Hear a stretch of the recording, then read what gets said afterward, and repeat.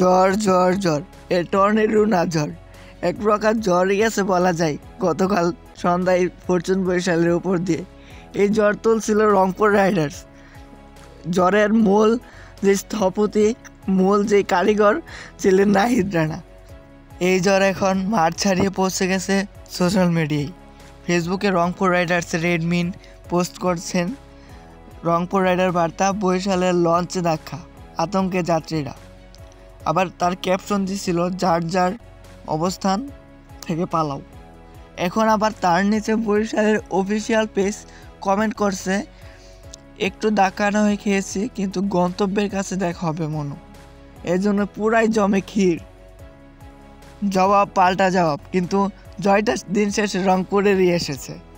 নাহিদ রানার গতির তাণ্ডবে ফরচুন বরিশালে উইকেট লন্ডভন্ড পুরাই। রতন হয়তো রতন চিনে। শাহিন আফ্রিদিকে যখন নাহিদ রানা বল করতেছিল, তখন তৃতীয় বলে নাহিদ রানা ভালো বল করলেন, প্রতিটি বলই ভালো, তৃতীয় বলটি আরও ভালো। তখন শাহিন আফ্রিদি নাহিদ রানার কাছে এসে তার মাথা চাপড়ে দেন এবং হয়তো তখন তিনি বলছিলেন যে গ্রেট বল, ভালো বল, আরও কত কি। এক কথায় প্রশংসায়িত করে নাহিদ রানাকে। নাহিদ রানা তখন হাসতে হাসতে শাহিন আফ্রিদির সাথে কিছুটা কথোপকথন করেন। এর জন্য বাংলার নতুন স্টার, তার এই পথ চলা আরও দীর্ঘ হোক, এটাই আমাদের কামনা।